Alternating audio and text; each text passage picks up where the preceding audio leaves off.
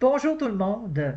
Alors, avec cette vidéo-ci, c'est une première d'une mini-série d'enseignements et c'est des enseignements qui devraient durer entre 30 et 45 minutes, pas plus. Du moins, c'est ce que je vais m'efforcer de faire, de condenser tout ce que j'apprends parce que présentement, je suis des cours bibliques et Dieu m'a béni parce que ce sont des cours que je reçois gratuitement. Alors, je me dois de transmettre ce que je reçois. Si moi, je suis béni par ces cours-là, je me dois de transmettre cette bénédiction à d'autres. Et je le fais tout à fait gratuitement.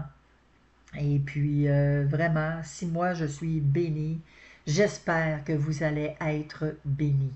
Et on va y aller avec les notes de cours que je prends. Parce que vous savez, on fait des cours en ligne, les personnes parlent et tout ça, et moi, j'écris, comme ça se peut pas. Je peux prendre 3, 4, 5 pages de notes des fois, et puis je m'arrête pas. Je prends les références bibliques, je prends toutes les notes possibles. Et c'est ça, ça me bénit, ça m'enrichit et ça m'aide à me réaligner selon la parole de Dieu. Donc, pour cette première, on va essayer de faire ça dans une trentaine de minutes, 30-35 minutes pour une première. Et on verra par la suite pour les autres vidéos. Alors, on commence avec cette première-ci qui s'intitule Un croyant selon le cœur de Dieu. Qu'est-ce qu'un croyant selon le cœur de Dieu? Ça veut dire quoi avoir un cœur selon Dieu? Il faut qu'on lise ensemble Acte 13 au verset 22. Verset 22 dit, puis, l'ayant rejeté, l'Éternel a rejeté Saül. Puis l'ayant rejeté, il lui suscita pour roi David, auquel il a rendu témoignage. Dieu a rendu témoignage de David. Dieu lui-même a dit, j'ai trouvé David, fils d'Isaïe, homme selon mon cœur, qui accomplira toutes mes volontés. Alors, le mot cœur veut dire en grec cardia. Cardia, c'est l'esprit, c'est la volonté, c'est le caractère. Donc, quand on a un cœur selon Dieu, on va connaître les volontés de Dieu. On va connaître ses pensées. Hein? Quand on dit connaître l'Esprit de Dieu, c'est connaître ses pensées, connaître sa volonté. On va le connaître et on va savoir le caractère de Dieu. On va refléter le caractère de Dieu. Maintenant, on sait que beaucoup de personnes maintenant qui ont des problèmes de cœur sur Terre sont appelés des cardiaques. S'ils ont des problèmes de cœur, c'est qu'ils ont des problèmes de cœur, un dysfonctionnement. Alors, tout croyant, moi y compris, David le roi y compris, toute personne sur terre, tout, excepté Jésus, toutes personnes sur terre sont des cardiaques. Ils ont un dysfonctionnement du cœur parce qu'on n'a pas le cœur selon le cœur de Dieu. Et on va apprendre justement à connaître c'est quoi avoir un cœur selon Dieu. On va démystifier David et Saül. Parce que les deux servent Dieu, ils servaient Dieu, les deux, des croyants, des servants, des fervents serviteurs. Mais il y a une différence. C'est encore pareil aujourd'hui en 2025. Il y a des chrétiens croyants qui servent dans des églises, mais qui sont comme des Saül. Et il y en a d'autres qui sont comme des David. Et on va voir tout ça. On va voir tout ça maintenant. Alors, je vais juste brancher mon ordinateur parce que j'ai peur de manquer de batterie. Voilà. Et voilà, c'est fait. Tadam! Mon écran s'assombrissait. Donc, alors ici, ce qu'il faut qu'on voit, c'est est-ce que si Dieu regarde à notre cœur aujourd'hui, quel genre de type de personne il dirait que je suis? Est-ce que Dieu dirait que, ah, Chantal, c'est une servante selon mon cœur, c'est une femme selon mon cœur?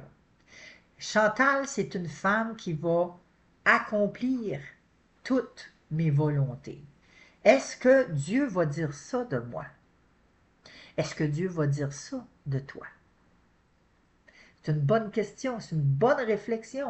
Et c'est pour ça qu'on doit, à tous les jours, s'auto-examiner et demander à l'Éternel, regarde Seigneur si je suis sur une mauvaise voie, sur un mauvais sentier. Ramène-moi Seigneur, ramène-moi sur le sentier de la vérité. Ramène-moi. Donc on doit reconnaître le Seigneur comme Seigneur et Sauveur. On doit le reconnaître. Si on le reconnaît comme notre Seigneur, on ne s'appartient pas à nous-mêmes, mais on lui appartient. Donc, on doit reconnaître que Dieu est pour nous-mêmes. Et on doit servir Dieu avec un cœur entier et un esprit bien disposé. On va regarder ça dans dans 1 Chronique. Parce qu'il faut avoir un cœur dévoué et un esprit bien disposé. Donc, j'ai dit 1 Chronique 28, verset 9. 1 Chronique 28, verset 9. Et toi, Salomon, là, il s'adresse à Salomon, le fils de David. Et toi, Salomon, mon fils, connais le Dieu de ton père. David connaissait Dieu Tout-Puissant. Il le connaissait.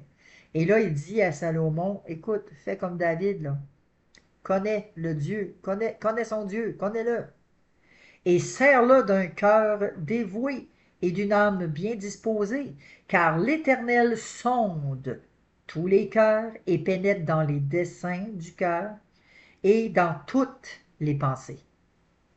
Si tu le cherches, il se laissera trouver par toi, mais si tu l'abandonnes, il te rejettera pour toujours. Oh oh! Si je l'abandonne, oui, mais j'abandonne pas le Seigneur, moi.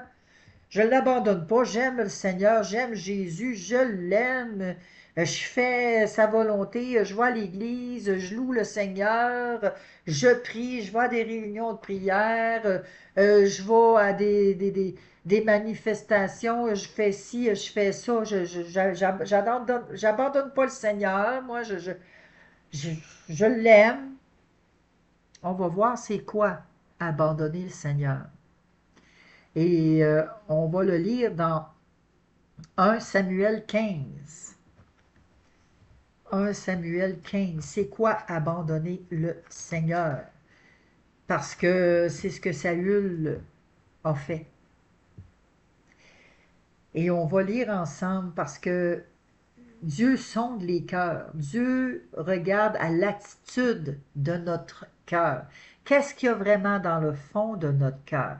Est-ce que dans le fond de notre cœur, on veut vraiment chercher la volonté de Dieu, on veut la gloire de Dieu, ou si on veut s'élever nous-mêmes, ou si on veut plaire aux hommes, ah, ben je veux pas y faire de peine, je veux pas je veux pas je veux pas le perdre comme ami, ah je veux pas si ouais, ben d'un coup, qu'est-ce que le monde va penser? Je veux pas perdre la face. Et bon, on peut en nommer plein d'erreurs, là, plein d'excuses. Alors ici, il faut qu'on ait un cœur bien disposé, que notre cœur connaisse le cœur de Dieu. Et dans 1 Samuel 15, de 1 à 9, on va aller lire ça. Vous allez voir, c'est tellement clair, net et précis ce que Dieu dit. Puis on va voir par la suite qu'est-ce qui est arrivé. Alors, 1 Samuel 15, verset 1, Samuel dit à Saül, c'est moi que l'Éternel a envoyé pour toindre roi sur le peuple, sur Israël. Alors, le prophète, il va voir Saül, envoyé par Dieu. Écoute donc ce que dit l'Éternel. Ainsi parle l'Éternel des armées, je me souviens de ce que Amalek fit à Israël lorsqu'il lui ferma le chemin à sa sortie d'Égypte. Parce que vous savez, le peuple de Dieu, il errait dans le désert et il avait été voir le roi d'Amalek et puis il a dit, laisse-nous passer par ton terrain, on fera rien, on va juste passer. Puis le roi d'Amalek, il a refusé l'accès, il a barré le chemin, il a dit non, vous passez pas. Et là, ici, là, Dieu, il dit, je me souviens de ce qu'Amalek fit à Israël lorsqu'il lui ferma le chemin de sa sortie d'Égypte. Va maintenant, frappe Amalek et dévoue par interdit tout ce qui lui appartient. Tu ne l'épargneras point et tu feras mourir hommes et femmes, enfants et nourrissons, bœufs et brebis, chameaux et ânes. Saül convoqua le peuple et en fit la revue à Télaïm. Il y avait 200 000 hommes de pied et 10 000 hommes de Juda. Saül marcha jusqu'à la ville d'Amalek et mit une embuscade dans la vallée. Il dit aux Kéniens qui étaient dans Amalek, allez, retirez-vous, sortez du milieu des Amalek, sortez de là, afin que je ne vous fasse pas périr avec lui. Saül, il l'a dit, là, je ne vous ferai pas périr avec lui, avec Amalek, sortez. Car vous avez eu de la bonté pour tous les enfants d'Israël, lorsqu'ils montèrent d'Égypte. Et les Kéniens se retirèrent du milieu d'Amalek. Saül bâtit Amalek depuis Havila jusqu'à Shur, qui est en face de l'Égypte. Il prit vivant, Amalek a pris vivant Agag, roi d'Amalek, et il dévoua par interdit tout le peuple en le passant au fil de l'épée. Mais Saül et le peuple, Saül et le peuple épargnèrent Agag et les meilleures brebis, les meilleurs bœufs, les meilleures bêtes de la seconde portée, les agneaux gras et tout ce qu'il y avait de bon. Ils ne voulurent pas le dévouer par interdit. L'Éternel a dit, tu vas dévouer tout à interdit. Et eux, ils ont pris la décision, on ne dévouera pas ça à l'interdit. Quel gaspillage! Hey, ben voyons donc!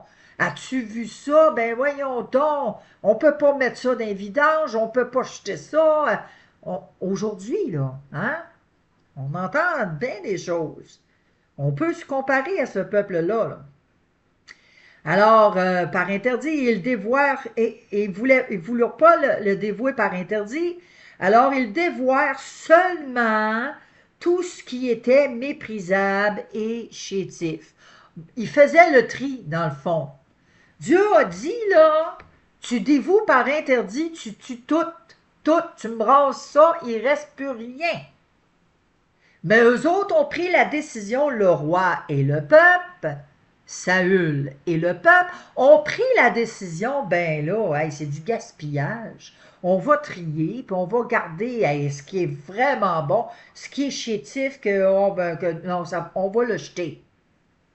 C'est un peu ça. Hein? Alors, c'est ça qu'ils ont fait. Saül n'a pas écouté l'instruction que Dieu avait donnée. C'était clair, net et précis. Dieu a dit d'attaquer les Amalécites. Dieu a dit que tu vas le frapper et tu vas dévouer par interdit tout ce qui lui appartient. Tout tout. Tu ne l'épargneras point et tu feras mourir. Tu feras mourir. Hommes, femmes, enfants, nourrissons, bœufs, brebis, chameaux, ânes, tout ce qui appartient. Tu dévoues ça par interdit. Tu extermines. Ça finit là. Saül n'a pas obéi aux instructions de Dieu. On regarde versets 10 à 15. L'Éternel adressa la parole à Samuel et dit: Je me repens d'avoir établi Saül pour roi, car il se détourne de moi, et il n'observe point mes paroles. Et là, Samuel fut irrité, et il cria à l'Éternel toute la nuit. Il se leva de bon matin pour aller au-devant de Saül, et on vint lui dire: Saül est allé à Carmel. Ah, il est allé à Carmel. Ah, et voici, il s'est érigé un monument. Il s'est érigé un monument. Puis, il s'en est retourné et passant plus loin, il descendit à Gilgal. Gilgal, c'est là où il y avait des écoles de prophètes. Et il est descendu là. Alors Samuel se rendit auprès de Saül et Saül lui dit: Sois béni de l'Éternel! J'ai observé la parole de l'Éternel. Allô? Il y a des chrétiens encore aujourd'hui. Ça peut être des pasteurs, ça peut être des diacres, ça peut être des personnes haut placées dans la hiérarchie chrétienne. Ça peut être un frère, une sœur. On n'a pas besoin d'être élevé, le pasteur. Non, juste un frère, une sœur. Ordinaire. Salut! Hey, sois béni l'Éternel. Hey, j'ai observé la parole de Dieu aujourd'hui. J'ai eu telle affaire aujourd'hui. Alléluia! Samuel lui dit: Qu'est-ce donc que ce bêlement de brebis qui parvient à mes oreilles? Et ce mugissement de bœuf que j'entends? C'est quoi ça? Qu'est-ce que j'entends? Saül répondit: Ils les ont amenés de chez les Amalécites, parce que le peuple a épargné les brebis, les meilleures brebis et les meilleurs bœufs, afin de les sacrifier à l'Éternel, ton Dieu. Et le reste, nous l'avons dévoué par interdit. Là, il met la faute sur le peuple. Il ne prend même pas sa responsabilité. Plus haut, on l'a vu. Saül et le peuple. Saül et le peuple. C'est pas juste le peuple qui a pris par interdit, qui ont épargné. Saül et le peuple, verset 9, épargnèrent Agag et les meilleures brebis. Et là, ici, il rejette la faute sur le dos. Il n'est même pas capable de prendre ses responsabilités, de reconnaître sa responsabilité, le choix qu'il n'a pas fait. Et aujourd'hui, il y a plusieurs frères, des frères et des sœurs chrétiens qui se disent qu'on fait la volonté de Dieu. Quand Dieu dit de faire attention à nos alliances, Dieu dit de faire attention au temple de Dieu. Nous sommes le temple de Dieu. On ne doit pas le souiller avec toutes sortes de choses. Donc ici, là, il se met les pieds dans le plat, là, lui-là.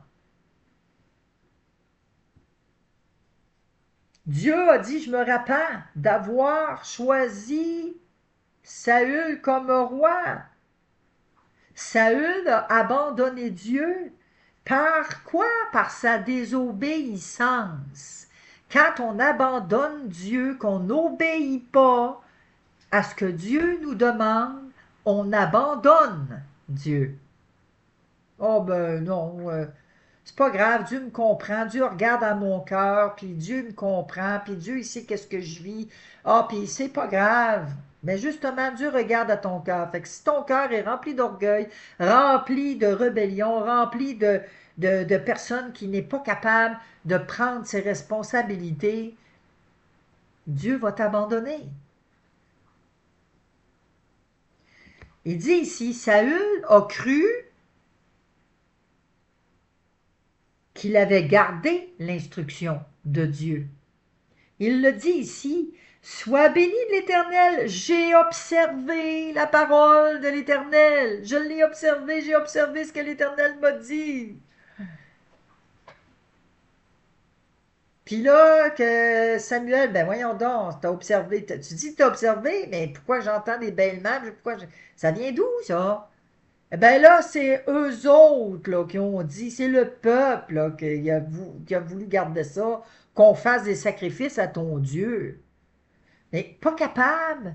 Si on n'est pas capable de prendre nos responsabilités puis de reconnaître nos manquements, on va être rejeté. Si on n'est pas capable de reconnaître qu'on a désobéi à ce que la parole de Dieu nous demande de faire, qu'on va rejeter ça sur la faute de bien des choses. Ah ben là, c'est parce que j'ai eu une enfance difficile. Ah ben là, c'est parce que tu me comprends pas. Moi, mon père, j'ai pas eu d'amour dans mon passé. Puis on va se défendre sur beaucoup, beaucoup de choses. On va rejeter la faute sur les autres. Alors que la responsabilité, notre mandat à nous, c'est nous à nous mettre en règle devant Dieu.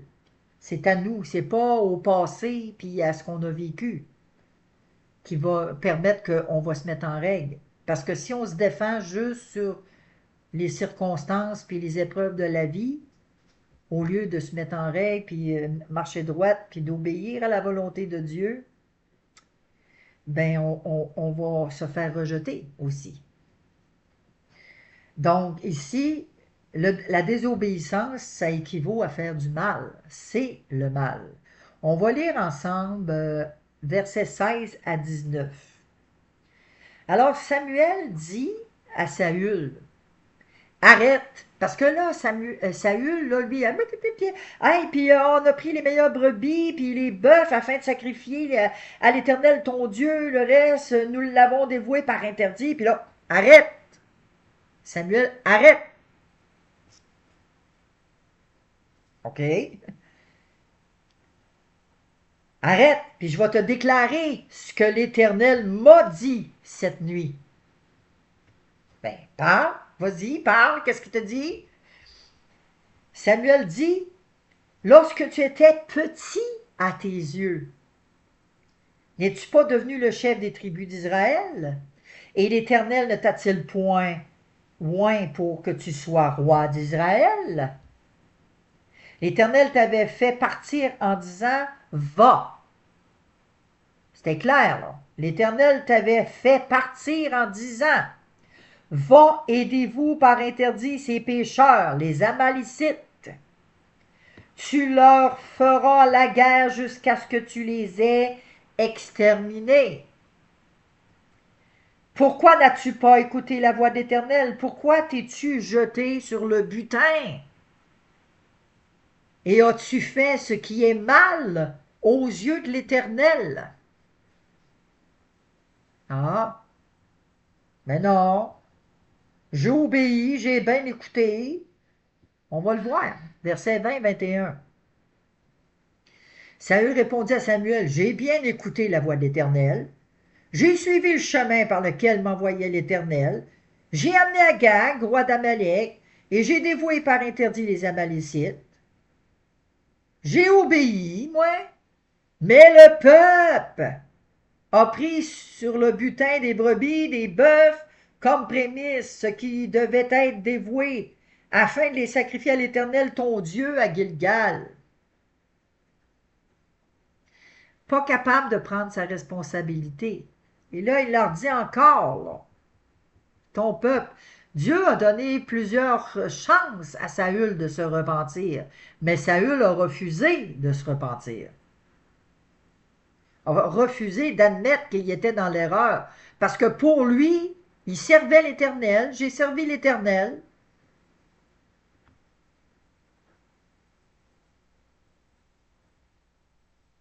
L'obéissance vaut mieux que les sacrifices. Versets 22-23.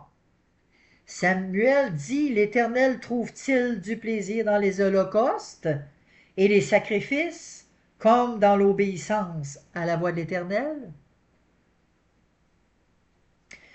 Voici l'obéissance vaut mieux que les sacrifices, et l'observation de sa parole vaut mieux que la graisse des béliers. Des fois, on n'obéit pas, mais on va se sacrifier, on va faire un sacrifice, on va abandonner telle chose, telle chose. Ah ben, je vais faire abstinence de ça pendant tant de temps. Ça c'en est un sacrifice, ça. Mais Dieu préfère qu'on obéisse là. On obéit. C'est plus, c'est plus agréable aux yeux de Dieu que la désobéissance, puis c'est de faire un sacrifice, là. Donc, ici, la Grèce des béliers, car la désobéissance est aussi coupable que la divination. Et la résistance, quand on résiste à la volonté de Dieu, qu'on résiste à ce qu'il nous demande, ne l'est pas moins que de l'idolâtrie et les téraphimes. Puisque tu as rejeté la parole de Dieu, de l'Éternel, il te rejettera aussi comme roi. Alors souvent, ben c'est ça. On dit qu'on fait telle affaire, mais quand on le lit, mais on veut pas le comprendre, puis on veut pas le voir. On l'a sous le nez, mais la parole nous le dit, puis on se conforme pas à la parole. Moi, mais il y en a qui vont dire, ouais, mais Jésus, il est mort une fois pour toutes, là. Ça, c'était sous la loi dans ce temps-là. Puis là, maintenant, on est sous la grâce de Dieu. Puis maintenant, ben, tous ceux qui croient au nom de Jésus, il n'y a plus de condamnation pour ceux qui sont en Jésus-Christ. Oui, la condamnation, il n'y en a plus pour ceux qui sont en Jésus-Christ, pour ceux qui vont garder sa parole. Seuls ceux qui vont faire la volonté de Dieu le Père dans les cieux entreront dans le royaume de Dieu. On va tout voir ça dans les petits enseignements qu'on va faire. Donc ici, l'obéissance, avant d'obéir, de sacrifier ou de servir, il faut d'abord savoir ce que Dieu veut. Des fois, on va faire des affaires, on va faire des choses, puis on est sincèrement dans la foi, on est sincèrement convaincu que c'est la volonté de Dieu. On va faire des choses, puis on va servir, on va sacrifier, mais on ne cherchera pas d'abord à savoir si c'est vraiment la volonté de Dieu. Est-ce que Dieu, c'est ça que tu veux que je fasse? Sonder les Écritures. Quand que l'Éternel dit, tu ne feras pas ceci, tu ne feras pas cela, il faut sonder les Écritures. Seigneur, est-ce que je suis en train de faire ça, moi? Est-ce que je suis comme ça? Ben Seigneur, moi, si je suis comme ça, il faut que tu me changes. C'est de chercher à faire la volonté de Dieu. Donc, on cherche, c'est quoi que Dieu veut pour notre vie. La désobéissance, écoute, c'est comme si quelqu'un ferait de la divination, de la résistance, de l'idolâtrie. Vous savez qu'on peut servir Dieu, mais qu'à la fin, si on ne reconnaît pas que la volonté de Dieu doit se faire d'abord, ça vaut rien. Quand on sert Dieu, on sert Dieu, on fait des œuvres, on va servir, on fait ci, on fait ça. On court à droite, on court à gauche parce qu'on fait la volonté de Dieu, on veut faire des œuvres pour faire la volonté de Dieu. Mais est-ce qu'on prend le temps de s'asseoir puis de vraiment décortiquer, hey Seigneur, montre-moi-le dans ta parole. Seigneur, moi je veux savoir, c'est-tu ta volonté ou si c'est la mienne? Parce qu'on voit le résultat. Saül a été rejeté. On le voit. Saül, il était convaincu. Il était sincèrement convaincu qu'il faisait la volonté de Dieu. Il le dit. J'ai observé, hey, sois béni l'Éternel, j'ai observé la parole de l'Éternel dans le verset 13. Il était convaincu, oui, qu'il était correct. Il a bien fait. Il n'en voyait pas de problème. Versets 24 à 26. Alors Saül dit à Samuel, j'ai péché car j'ai transgressé l'ordre de l'Éternel et je n'ai pas obéi à tes paroles. Là, il dit j'ai péché. Mais c'est pas une vraie repentance. On va lire la suite. Là. Je craignais le peuple et j'ai écouté sa voix. Hein? Maintenant, je te prie, pardonne mon péché, reviens avec moi, et je me prosternerai devant l'Éternel. Et là, Samuel dit à Saül, je ne retournerai pas avec toi, car tu as rejeté la parole de l'Éternel, et l'Éternel te rejette, afin que tu ne sois plus roi sur Israël. Pourquoi que Samuel il dit ça, que je ne retournerai pas avec toi? À cause des paroles qu'il venait de dire. Ah oh ben, j'ai transgressé, j'ai péché car j'ai transgressé l'ordre du roi. Oui, j'ai péché. Oui, j'ai transgressé. Mais je craignais le peuple. J'ai écouté sa voix. C'est pas un vrai repentir. C'est un regret. Il rejette encore là la faute sur le peuple. Il ne prend pas sa responsabilité devant l'Éternel. Il ne se repent pas ce que David lui faisait. David, là, il avait bien des défauts, mais quand il reconnaissait qu'il avait fait quelque chose, il se repentait. Il ne rejetait pas la faute sur les autres, mais il prenait sa responsabilité. Et là, ici, les véritables intentions de Saül sont révélées. Il cherchait l'approbation des hommes. Hey! Moi, j'aime bien mieux trouver l'approbation de Dieu plutôt que des hommes. Comment qu'on en a aujourd'hui, encore aujourd'hui, qui vont chercher à se faire aimer des hommes. Oh, ouais, mais il faut comprendre ce qu'il a vécu. Hein? Puis, moi, je ne veux pas y faire de mal. Je veux pas lui dire quelque chose de blessant. Je veux pas... voyons donc. Moi, mais d'un coup, qu'est-ce que je vais dire d'un coup? Tu sais, je veux pas perdre la face. Je veux pas la perdre comme amie. On a plein d'excuses. Plein d'excuses. Pour pas faire la volonté de Dieu. On est des Saül. On cherche à plaire aux hommes plutôt que de plaire à Dieu. Et Saül, à plusieurs occasions, Dieu lui a donné des occasions par la bouche de Samuel de se repentir, mais il ne se repentait pas. Donc, il faut qu'on apprenne à aimer Dieu, à l'aimer de tout notre cœur. On va le regarder, psaume 119, le psaume le plus long de la Bible. Psaume 119, à partir du verset 127. Voyons, je me trompe tout le temps. Hein? Je t'ai rendu à psaume 127, mais non, c'est psaume 119, le verset 127 à 129. C'est pourquoi j'aime tes commandements plus que l'or et que l'or fin. C'est pourquoi je trouve juste toutes tes ordonnances. Je hais toute voie de mensonge. Tes préceptes sont admirables, aussi mon âme les observe. Qui a écrit ça, d'après vous, ici, hein? Heureux ceux qui sont intègres dans leur voie, qu'ils marchent selon la loi de l'Éternel.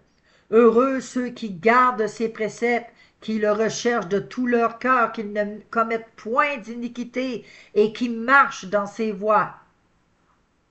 Heureux, heureux, dans le psaume 119. Belle méditation, c'est ce psaume-là. Donc ici, aimer Dieu, c'est aimer sa parole. Et la parole, quand on aime la parole nous conduit à l'obéissance. Quand on aime quelque chose, qu'on aime quelqu'un, qu'on chérit quelqu'un, quelque chose, on va placer cette chose-là ou cette personne-là en priorité. On va prioriser. Dieu demande qu'on le mette en premier, qu'on le priorise dans nos vies. Donc, est-ce qu'on le fait priorité dans notre vie? Est-ce qu'on fait de la parole de Dieu une priorité dans notre vie? Les gens peuvent louer des hommes. Hein? Ah, ben un tel, il a une belle apparence, un tel, hey, il s'exprime bien. Ah, moi, je l'aime bien, il prêche bien. Ah, un tel, elle est bonne, elle a un grand cœur. Ah, ben, on peut en louer du monde.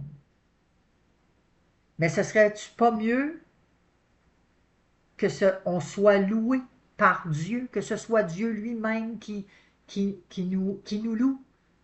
Comme il a dit de David. Hey, moi j'aimerais ça que Dieu dise, hey Chantal, c'est une femme selon mon cœur. J'aimerais ça que Dieu me dise ça.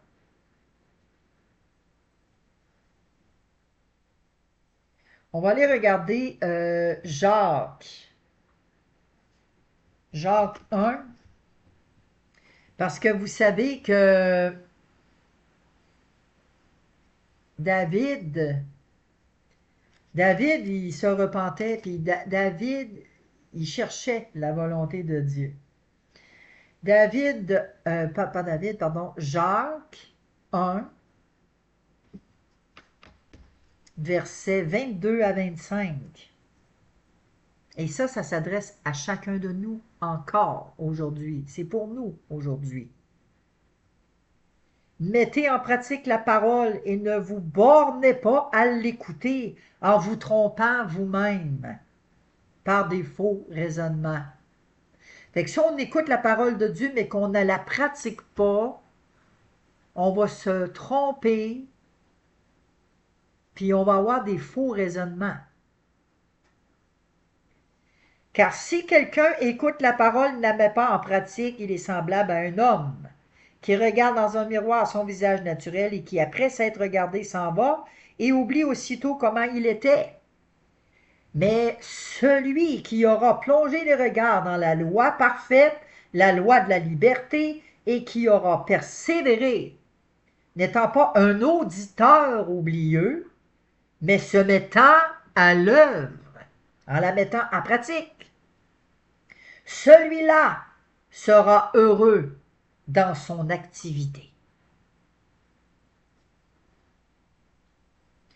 David continuait, lui, à chercher la parole de Dieu comme dans un miroir, parce que David se nourrissait de la parole de Dieu pour que la parole de Dieu guide sa vie. Donc, on doit fixer des habitudes quotidiennes pour nous. On doit se fixer des objectifs, des habitudes pour nous aider à garder la parole de Dieu,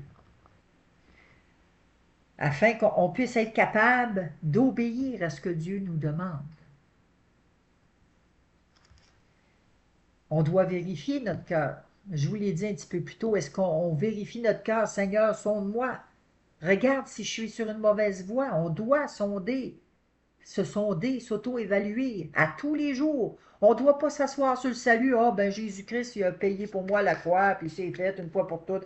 Il n'y a plus de condamnation pour ceux qui sont en Jésus-Christ. Moi, j'ai le salut éternel, puis let's go. Ça s'arrête là. Non, non, non, non, non, non. Non, non, non. On a des choses à faire. On doit persévérer. Ici, on va le relire.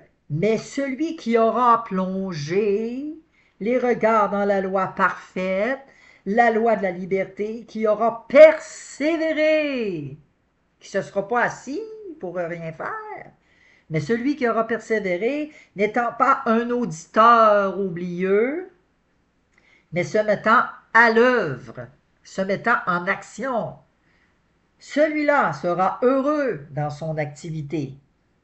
Si quelqu'un croit être religieux sans tenir sa langue en bride, mais en trompant son cœur, la religion de cet homme est vaine. Plus loin. La religion pure et sans tache devant Dieu notre Père consiste à visiter quoi? les orphelins, les veuves dans leurs afflictions et à persévérer et à se préserver des souillures du monde. On préfère rester dans les quatre murs de notre église. On s'en va pas dans les rues. On va pas visiter le pauvre monde, les gens qui sont nécessiteux, qui sont dans le besoin. On préfère se rassembler ensemble puis rester dans notre église. Puis c'est correct, on est béni, puis on a eu une belle assemblée ce matin. Ah. Est-ce que on fait vraiment la volonté de Dieu? Faisons-nous vraiment la volonté de Dieu? Donc, c'était ça le petit message que j'avais pour aujourd'hui, que je voulais vous apporter. Et c'est ça, c'est de faire une auto-évaluation, essayer de développer une habitude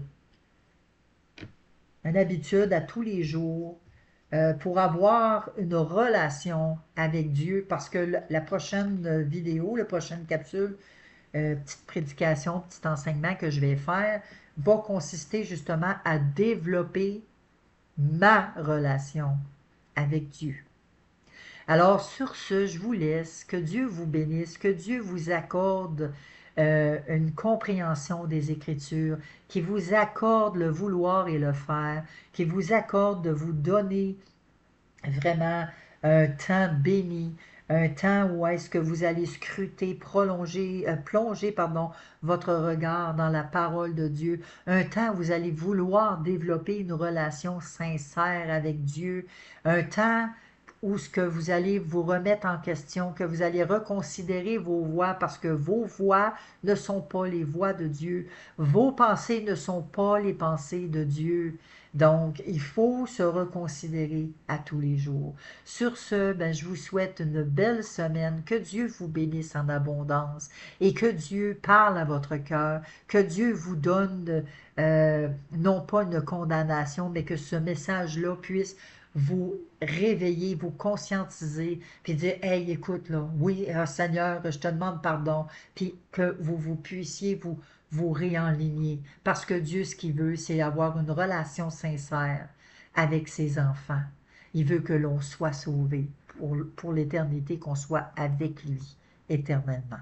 Sur ce, bonne semaine.